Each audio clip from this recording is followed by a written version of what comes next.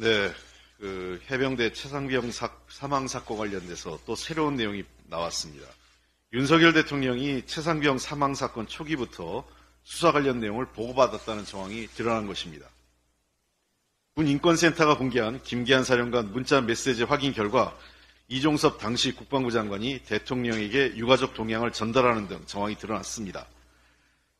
최상병 수사 결과 보고받지 않았다던 대통령실 주장과는 다른 겁니다. 당시 일부 보도에서는 대통령께서 이러한 사건으로 지휘관이 교체되는 것이 맞느냐 하고 격려했던 보도도 있었습니다. 대통령은 유가족 동향까지 보고받을 정도로 비상한 관심사항이었음을 시사하는 것입니다. 군검찰은 김기한 사령관의 문자 내용을 모두 확보하고도 군사법원에 증거로 제출하지 않았습니다. 임기훈 전 국방비서관 통화 기록에 이은 추가 은폐입니다. 더 이상 미룰 수 없습니다. 최상병 사망 관련 국정조사 빨리 해야 됩니다. 그리고 윤석열 대통령과 정부 여당에게도 경고합니다. 어찌어찌해서 앞으로 남은 3년은 이 수사와 조사를 피할 수 있을지 모르겠지만 임기 후에 분명히 이 내용으로 국정조사와 수사가 이루어질 것입니다. 지금 받을 건지 나중에 받을 건지 선택하십시오.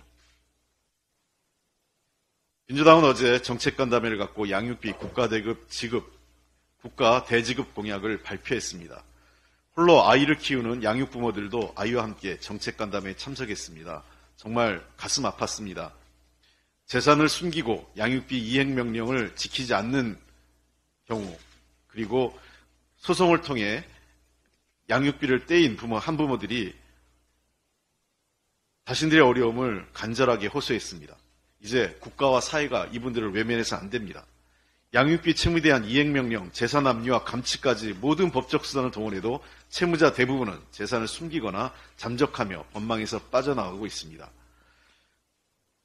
우리 사회가 저출생을 극복하려면 홀로 양육하는 부모의 아이들 문제를 방치해서는 안 됩니다. 아이 출생을 장려하기 위해서는 이미 낳은 아이들을 잘 기를 수 있도록 책임져 줘야 됩니다. 양육비가 중단되면 아동은 빈곤을 넘어 생존까지 위협받습니다. 한부모 가족의 아동 빈곤율이 무려 47.4%로 OECD 국가 중 4위입니다.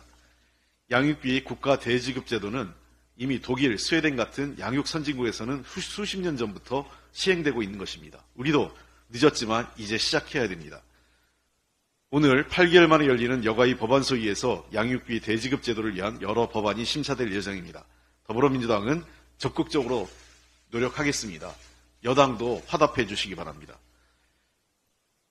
청년 일자리가 큰 문제입니다. 지난달 취업자 수가 1년보다 38만 명 늘었습니다.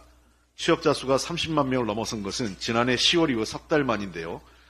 증가세를 이끈 것은 임시직과 60세 이상 고령 취업자입니다. 신규 취업자 38만 명 중 60세 이상이 35만 명으로 전체 92%를 차지한 겁니다.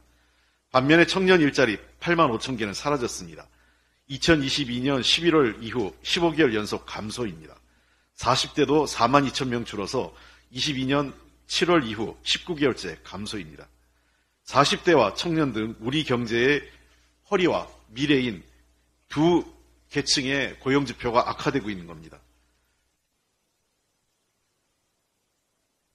정부는 이러한 문제를 방치해서는 안 됩니다. 지금 가장 문제가 되는 것은 일자리 미스매치입니다. 고용허리층인 30대는 그냥 쉬었다. 그러한 인구가 30만 명입니다. 8개월째 증가고요. 3명 중 1명이 원하는 일자리를 찾기 어려워서 구직활동을 쉬었다는 것입니다. 반면에 기업은 인력난에 허덕이고 있습니다. 주력산업의 인력난은 최근 5년 새 최대입니다. 중소기업 인력난은 심각함을 넘어서 중소기업의 생존까지 위협받고 있는 상황인 것입니다. 윤석열 정부 출범 이후 청년 고용은 최악의 최악을 거듭해왔습니다. 이제부터라도 정부는 청년 일자리 정책을 원점에서 재검토해야 합니다. 불확실한 이벤트성 사업은 과감하게 정리하십시오.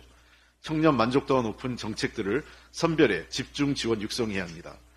대기업의 채용문이 닫혀 있습니다. 대기업 사정이 어려운 건 잘 이해합니다. 그러나 일자리를 위해서 민간 협의체를 구성하고 국회도 필요하면 적극 지원하는 방안을 찾겠습니다.